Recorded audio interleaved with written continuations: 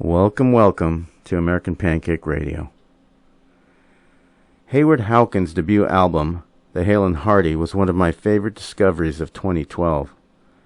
I just recently posted a review of his sophomore album entitled Be Frank, Furness, due out in November. Howkins spins his poetry in such an unusual way that it can at times make you feel like he's speaking his own unique language. With a clear vocal performance that is as malleable as mercury, and lyrics that can strain to some really weird passages, he's very much the whimsical storyteller leading you down his own rabbit hole. I had the pleasure to speak with him today on October 19th, 2013. As you know, I really dug your Hale and Hearty album. Found your stuff really interesting.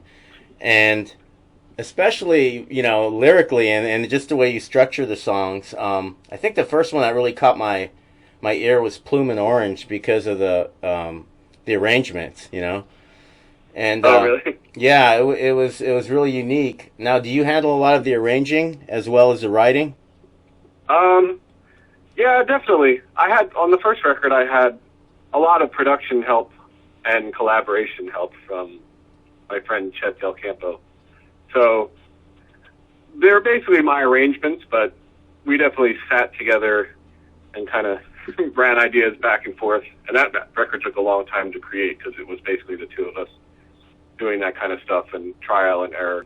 I think just by my nature, I tend to write songs that don't have an obvious, part A, part B, part C, and go in a pattern with verse, chorus. And often that they start that way. A lot of times, I just sort of,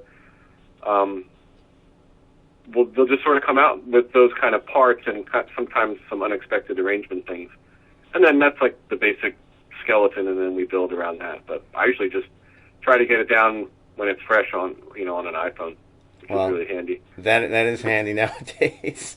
People doing videos or whatever on them too. No, and I like the fact that your stuff is not typical. That's what I stray away from the normal, verse, chorus, two verses, chorus, bridge, chorus. What I try to find and try to feature on American Pancake is music that I find to be different, So that was fun to find. What really interested me about your music too was, like on the first album, like Cocaine Bill and Hudson Piers, and then on this new album, Rare Earth, Bright Kites, Flimsy Stock, I'm sorry. Right. They have this kind of, turn of the century, ragtime-ish, porch bluesy thing happening. Like, where does that come from? What music were you hearing from your parents in your household when you were growing up? That's an interesting question. I don't have really strong memories of music in my house. There was always my parents. My mom still my mom was a writer, and in fact, this is still sort of on topic. The song "Bright Kites" is actually those are my mom's lyrics from a poem that I set to music. Wow, that is awesome.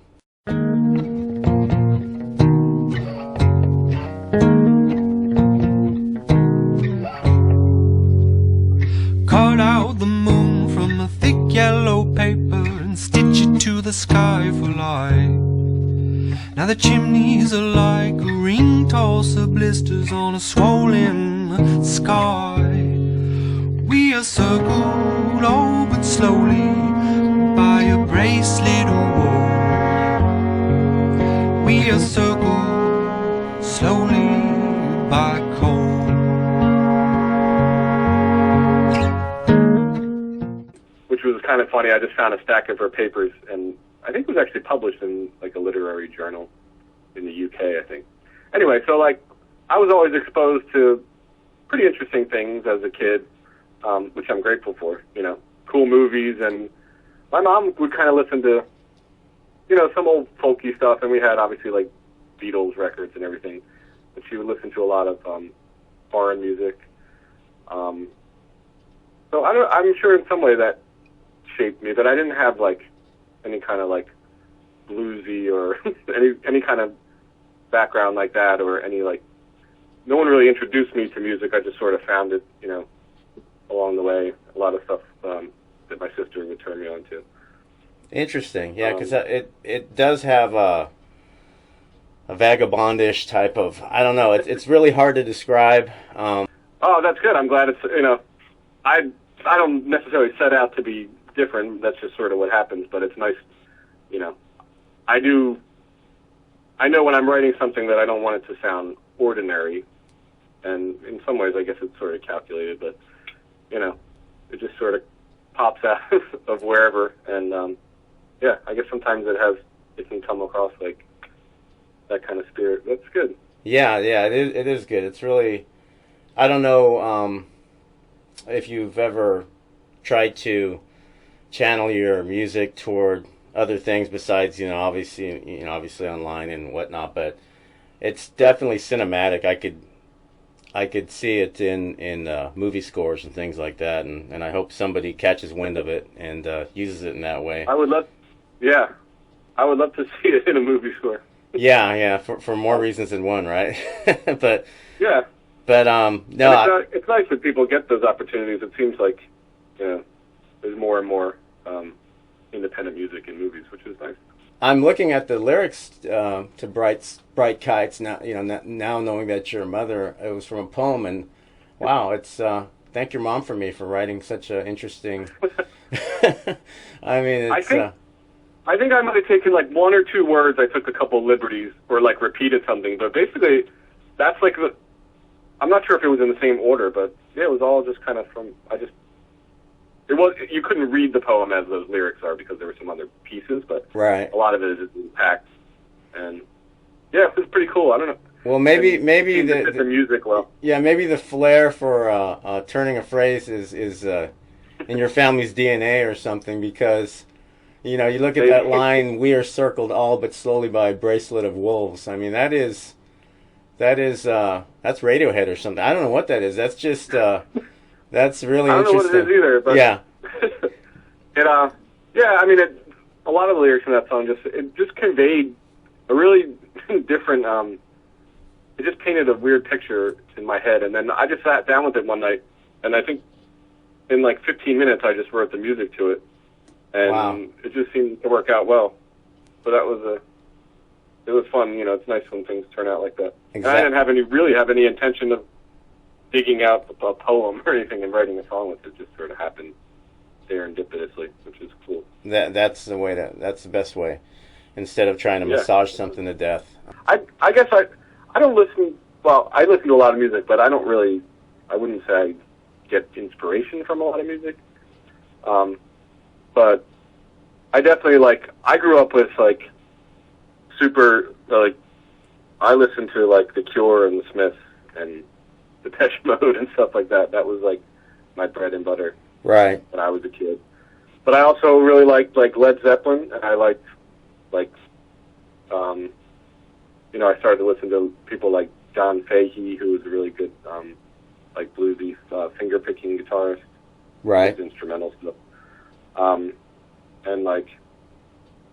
stuff like that, and like Johnny Cash, and I really like Nick Drake a lot, and in a lot of ways he was really blues inspired as far as his playing and just kind of the smoothness of his voice and stuff. Yeah, and a storyteller. Yeah. Yeah. And it's funny, I went into this record and it was more full band and kind of poppy, and in my head I was it's going to sound like Meat is Murder by the Smiths, and of course it sounds nothing like that, but in my head that's right. It's just weird. Not that I set out specifically to do that, but I have this kind of notion in the back of my head of just kind of how I feel, how I envision things would turn out, and of course they turn out totally differently. But it's funny because. Well, to me, this album is not mainstream by any stretch of the imagination, but it does. I think it does, in a way, have a little bit of a mainstream feel on a lot of songs, and I think it's more accessible to a lot of people. And in that regard, and I wouldn't say it's better than the first album at all, but I think it does have a. I hate to put it in these words, but I think a higher rate of maybe success or more success, because I think it might appeal to more people. Just Nogales. I mean, Nogales is just a a song that I think so many different types of genre. It covers so many genres. And I love the lyrics. Met a bottle blonde in the gala. She admonished me about my Spanish. I mean, it's got a lot of good humor in it, and stuff. And I think it's a winner. I mean, and it's radio friendly. There's a lot going for it. Met a bottle blonde in Nogales. She admonished me about my Spanish. Highway Federal, yeah, the poor will single me out for my ego. Begging burros with their hooves out. I won't issue them, put them all out. Highway Federal, yeah, the poor will single me out for my ill will. And then me good dog, there was never mine, just a product of some piebald love and velvet mesquite underneath the weather here. It's straight savory. Yeah, that kind of writing it's just, I don't know. I was so self-conscious about some of these songs because the other ones were like, there was such a vibe in the first record, Right. but it wasn't like, I mean, you couldn't really tap your toe to it, but like, it's like good headphone music, but it's not like necessarily, I'm criticizing myself, but it's not necessarily fun to listen to it in like every setting, One of my all-time favorite bands is Radiohead, and one thing that made me gravitate toward Radiohead and specifically the way Tom York sings, but besides the fact that he can make you melt. I mean, he's got a great right. he evokes a lot of passion in his vocals, but he phrases words really weird. He'll extend on one syllable really long, and then it'll kind of go a little further than you think. And he's always had that ability to do that. And you do the same thing. And in Nogales you do it even though that's kind of a mainstream song. The way you phrase the chorus, it's real interesting because it's not the way the way people pattern stuff out. And plus, you don't do every rhymey stuff. You don't rhyme everything. You rhyme some things, but you have a different cadence, and I really like that about your. And it's weird. I've used obtuse, askew, and I'm sure other people have in reviews in talking about you in a complimentary way, by the way. But that I think that's really interesting. Right. But it's funny. It's not really intentional, but I don't know how I come with the rhyming schemes. I don't know if there's even like really a pattern to it, but like, yeah, it just, I don't know. Somehow I'm programmed to think of the kind of the wrong way you would rhyme something, or rhyme things in an unexpected place, not on the at the where you'd normally expect the phrase to end up. Rhyme the first two phrases and then like a couple down the road. Well, I mean, it's not only the way you rhyme things, but you pick words that I don't think anybody else would think of, or the way it is poetic, and that's another thing I like about it. It's when you read your lyrics, they're not just lyrics that you can read and this is about this guy did this, or a relationship thing. Right.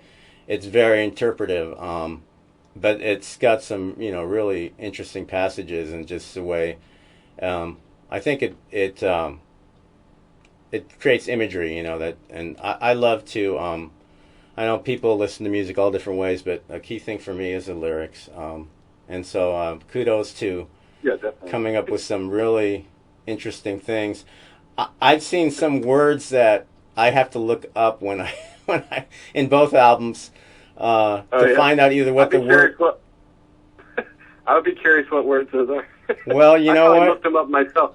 You know what? I could probably scan through here and find something, but no, seriously. It's funny what you say about the phrasing. I once had my friend told me. He said that he's like, you sing as if English is your second language, which was kind of funny because I think sometimes I do that because when I want something to rhyme, which is not always, but sometimes I'll pronounce a word the wrong way just so it will rhyme with the other word, which I don't know, I guess is kind of funny. I guess not everybody does that, but just sometimes that makes sense. So I'll give it a weird, you accentuate the wrong syllable or even kind of pronounce the vowels a little bit weird, just to make it interesting. For example, you say in rare earths, Right. you have a line that says, "Kindly scan the room for scandium," on a name label. And I assume scandium is a name of. That would be a rare earth element. Okay, that's what I was trying to say. An element. That's. It sounded like it, but I wasn't sure. That would be something I would have to look up. Not being as learned as some. So. Well, I have a geology degree too, so sometimes this kind of things stick in my head. There you go. That makes sense. That makes sense. But I'm going to full disclosure. I use like Wikipedia sometimes too, because I'll get an idea from whatever, like talking to someone or like hearing a story, and then sometimes to flesh it out. Like for instance, in Nogales, I wanted the names of some birds that could be from the region of like Mexico that I was talking about.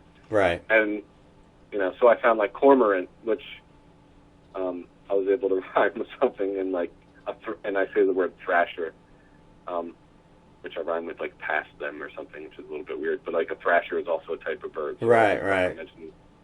And like an Inca dove. So I get a little help too there from that stuff. Nowadays, it's harder and harder to make music, make money from music, from sales. Definitely. I'm being told from everybody I talk to that most of the money is in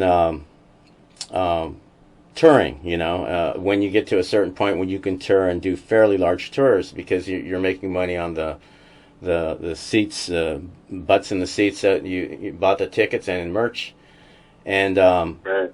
And so. What's your point of view on that? I mean, because nowadays you put music online and people can find a way to take it.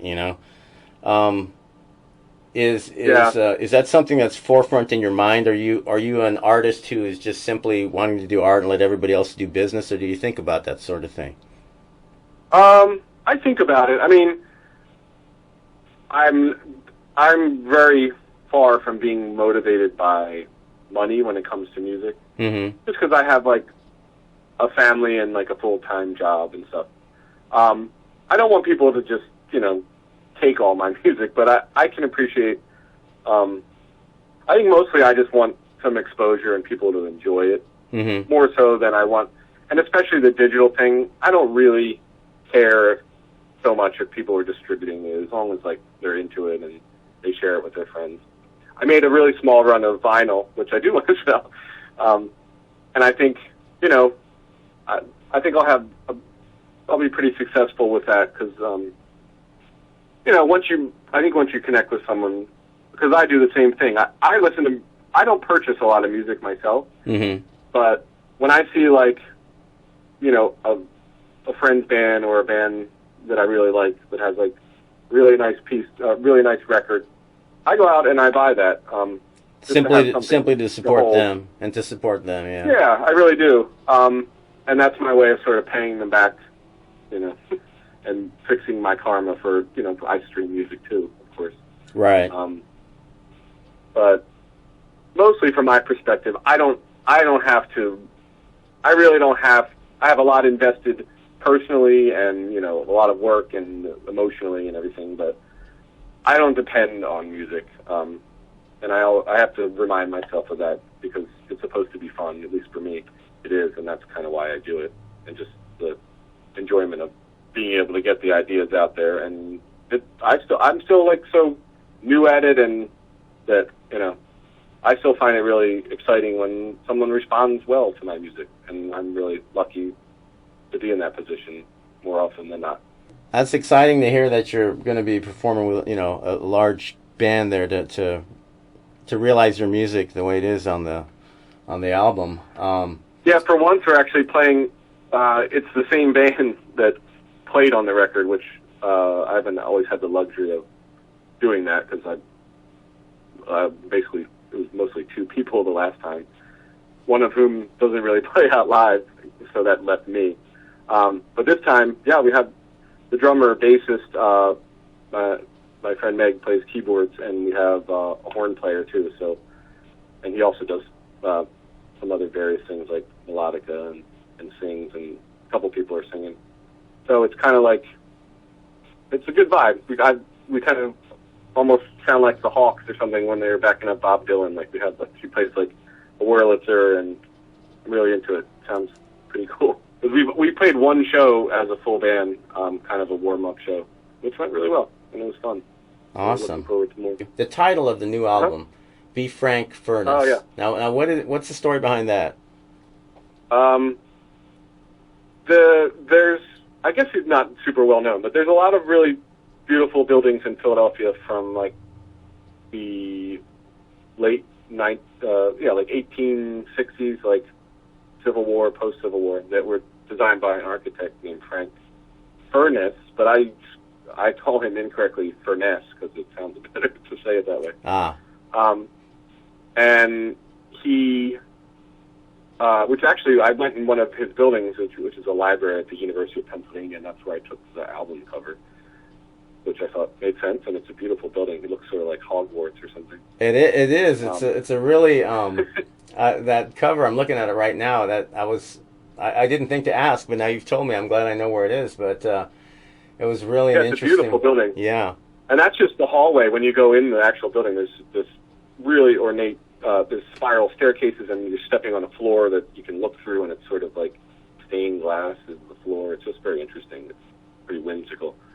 But the reason I picked that name, not only because it has the Philadelphia connection, it sounded cool, and I was looking for a way for the narrator in the song to be talking to someone that had kind of a fancy name, which I sort of envision as being like, I don't know, like a butler in like a fancy household. Right. And, the singer's like asking him, well, and it also worked well because I just sort of came up with the idea like about being Frank, and of course, right, his first name was Frank, so it just worked out well.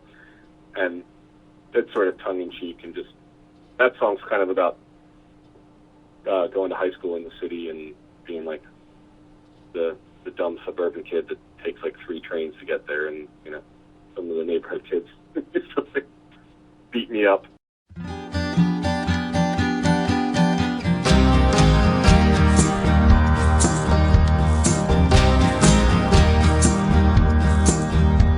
Let me be frank, Furness.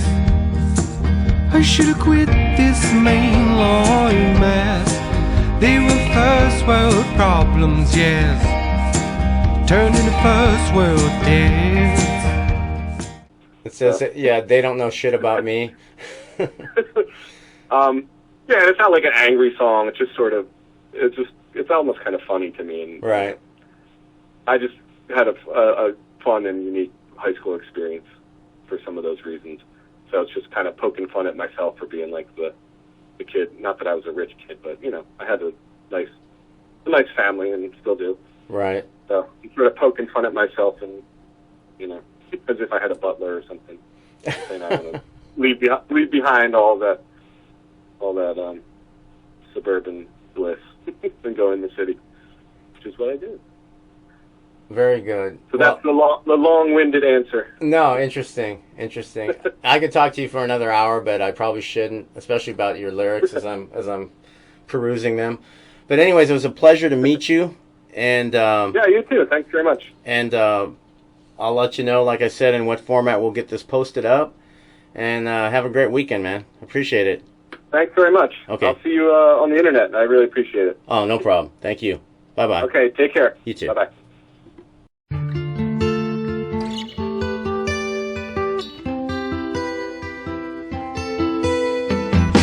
Lorraine, you look divine, doing that clumsy hand jive. Precious little room for our feet, precious little room so our hands are eased.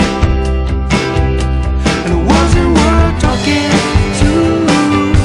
You said I wasn't mocking you. No, it wasn't worth talking to. Said I wasn't mocking you. The creep